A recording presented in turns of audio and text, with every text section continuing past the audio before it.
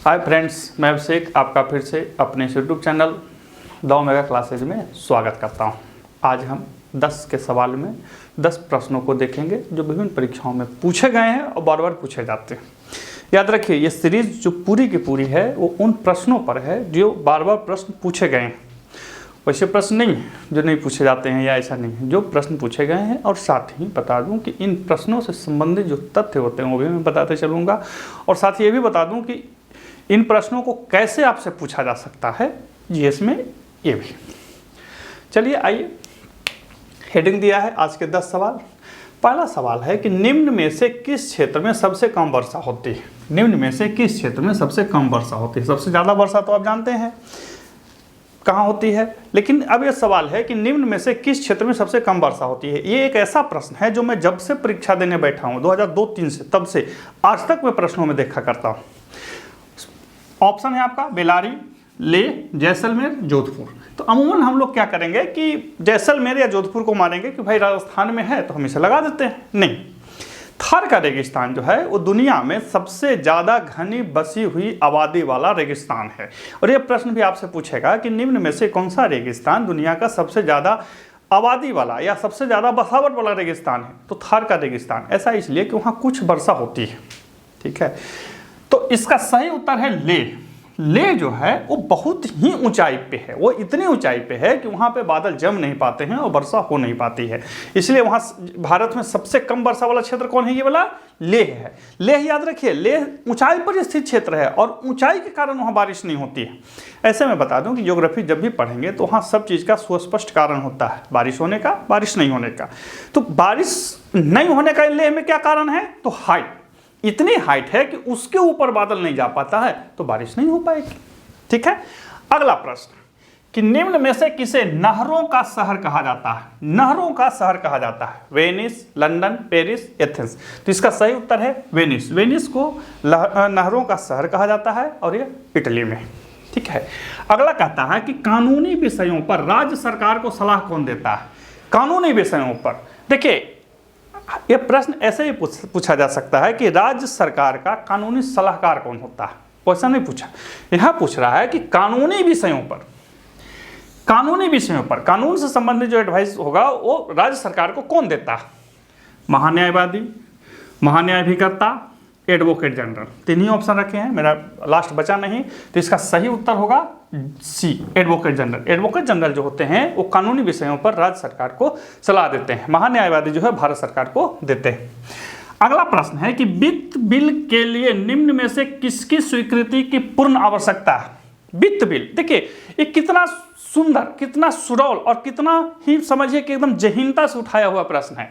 प्रश्न कहता है कि वित्त बिल के लिए निम्न में से किसकी स्वीकृति की पूर्ण आवश्यकता है, यानी कि जब तक वो स्वीकृति नहीं प्रदान करेंगे वित्त बिल आगे नहीं जाएगा। याद रखिए, हम बिल की बात कर रहे हैं। ठीक है, राष्ट्रपति, प्रधानमंत्री, वित्त मंत्री या इनमें से कोई नहीं। सही उत्तर है राष्ट्रपति। अब इस पे आपको मैं पूरी डिटेल में बता दूं। वित्त बिल जो है वो राष्ट्रपति के बिना स्वीकृति के आगे नहीं बढ़ेगी। एक बार जब राष्ट्रपति स्वीकृति दे देते हैं तो संसद के पास जाता है, संसद में उसे लोकसभा पास करती है। राज्यसभा के पास कोई अधिकार उस पर नहीं होता। राज्यसभा सिर्फ सुझाव दे सकता है, लेकिन संसद उस सुझाव को मानने के लिए बाध्य नहीं है। यानी कि वित्त विधेयक पर, वित्त बिल पर या वित्त से संबंधित मामलों पर राज्यसभा का कोई क्या कह सकते हैं अधिकार नहीं है, सिर्फ सलाहकार के। तो किसके पास अधिकार है, संसद के पास। और जब संसद पास कर देगा तो क्या वित्त विधेयक को, बिल जब विधेयक बन गया तो क्या राष्ट्रपति रोक सकते हैं, नहीं रोक सकते हैं। क्यों, जब सब विधेयक रोक सकते हैं तब वित्त वाला कहीं नहीं रोकेंगे। तो इसका यही कारण है कि वो पहले ही स्वीकृति दे चुके होते हैं। तो जिस बिल को हम ही भेजे हैं अब पास हो, क्या है हम ही रोके, ये तो कोई संवैधानिक बात हुआ नहीं, तर्कशील बात हुआ नहीं। तो इसीलिए आपको यह ध्यान रखना चाहिए कि राष्ट्रपति वित्त विधेयक को क्यों नहीं रोकते हैं, क्योंकि वित्त बिल के लिए राष्ट्रपति की स्वीकृति की पूर्ण आवश्यकता होती है। यानी कि राष्ट्रपति के बिना स्वीकृति के बिल जो है विधेयक के रूप में आगे नहीं जाएगा। अगला है, भारत में राजनीतिक दलों को दर्जा कौन प्रदान करता है। भारत में अभी कहीं कि श्रीमान ये राजनीतिक दल क्या झमेला है। तो देखिए, राजनीतिक दलों को जो दर्जा होता है कि एक केंद्रीय है या राज्य स्तरीय है या राज्य स्तरीय में भी छोटा स्तरीय है, ये दर्जा कौन देगा? ये कोई भी राजनीतिक दल किस प्रकृति का है, ये दर्जा कौन देगा भारत में? तो चुनाव आयोग, संसद, राष्ट्रपति, इनमें से कोई नहीं। तो सही उत्तर है चुनाव आयोग। भारत में राजनीतिक दलों को किसी भी प्रकार का दर्जा प्रदान करने की जो सर्वोच्च संस्था है वो कौन है? चुनाव आयोग। मान चलिए कि राष्ट्रीय जनता दल एक क्षेत्रीय पार्टी है, तो ये कौन डिसाइड करेगा? चुनाव आयोग डिसाइड करेगा। अब इससे सवाल उठता है कि भारतीय जनता पार्टी या भारतीय राष्ट्रीय कांग्रेस एक देशव्यापी संगठन है या राजनीतिक पार्टी है, तो इस निर्धारण कौन करेगा?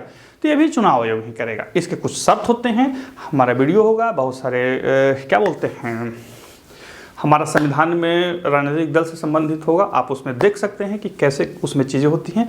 अब देखते हैं, ये 5 प्रश्न हुए, अब देखते हैं अगले 5 प्रश्न को। देखिए अगले 5 प्रश्न को। छठा प्रश्न है कि सती प्रथा का प्रथम उल्लेख प्राप्त हुआ। आपको पता होना चाहिए कि हमारे देश में एक ऐसा भी समय था जब महिलाओं को अपने पति के चिता के साथ जल जाना पड़ता था। ऐसा होता था कि यदि किसी व्यक्ति की मृत्यु हो गई तो उसके साथ, यानी उस व्यक्ति के साथ उसकी पत्नी को भी लोग चिता पे रख के जला देते थे। यहाँ पे 2 शब्द आता है, स्वेच्छा से सती होना और जला देना। तो अब कौन आदमी खुद से जलना चाहेगा?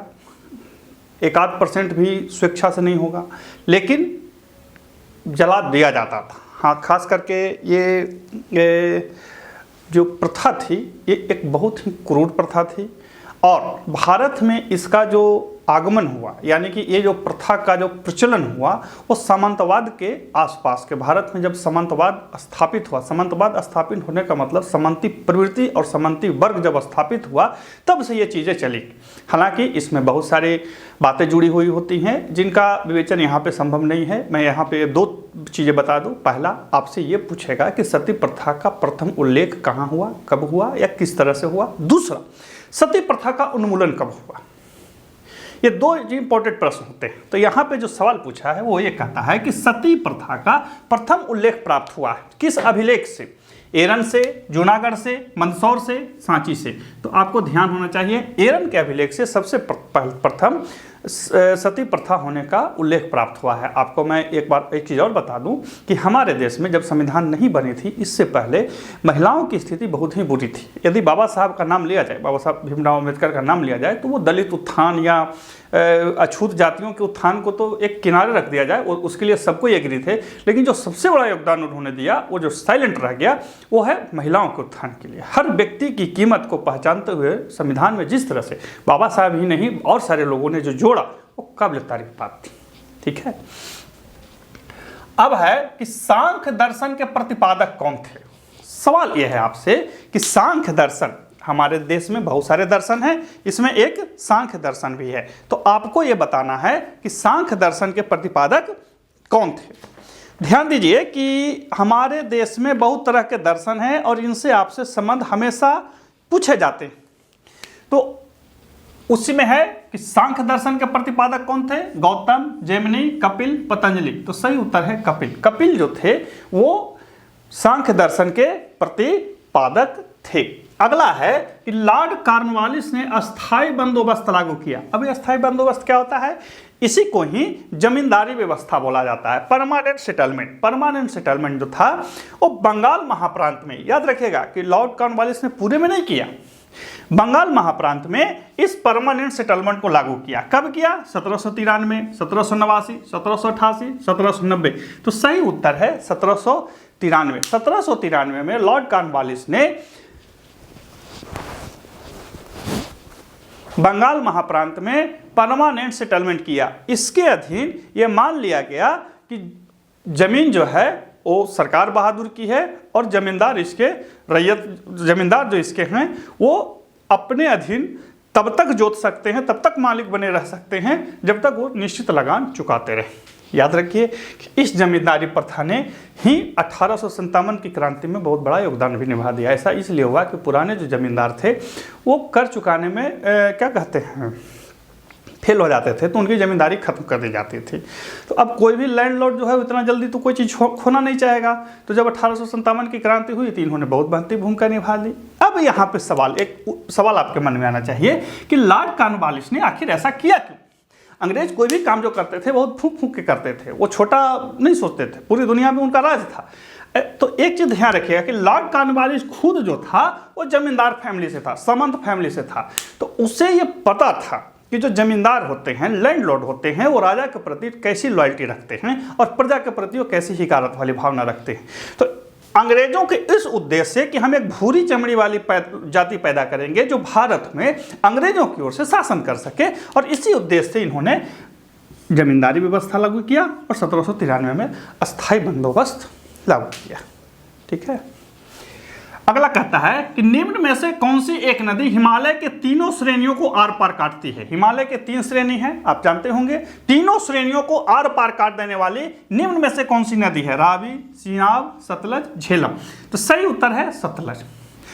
अब कहिए, एक चीज सवाल उठता है कि आखिर ऐसी नदी क्यों काट देती है। तो देखिए, ये ऐसे 3 श्रेणी है, ये तीनों है। ठीक है।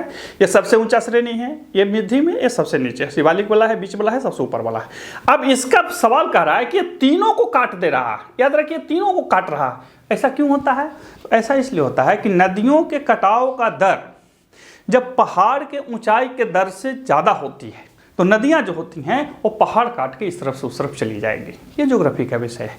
यानी कि पहाड़ बढ़ता है तो मान के चलिए पहाड़ बढ़ा एक वर्ष में 3 सेंटीमीटर, लेकिन नदियों को काटने, नदी धारा चलता है तो काटता है, तो नदियों को काटने का दर है एक वर्ष में 4 सेंटीमीटर। तो पहाड़ तो 3 बढ़ा लेकिन वो काट दिया, तो यानी कि नदी अपने ही तल पर रह जाएगी, पहाड़ दाएं बाएं वाला ऊंचा हो जाएगा।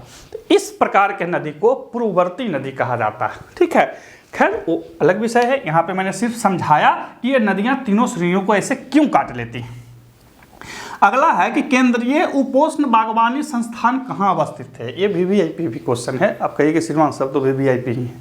ठीक है, कोई बात नहीं। केंद्रीय उपोष्ण बागवानी संस्थान कहाँ है। बंगलौर, लखनऊ, नागपुर, चंडीगढ़। तो सही उत्तर है लखनऊ में। केंद्रीय उपोष्ण बागवानी संस्थान जो है वो लखनऊ में उपस्थित है या स्थापित है या है। अब ये था आज का हमारा 10 सवाल। बने रहिए मेरे साथ ताकि आपको ऐसे ही सवाल हमेशा मिलते रहे। फिर मिलते हैं अगले वीडियो में, तब तक के लिए गुड बाय।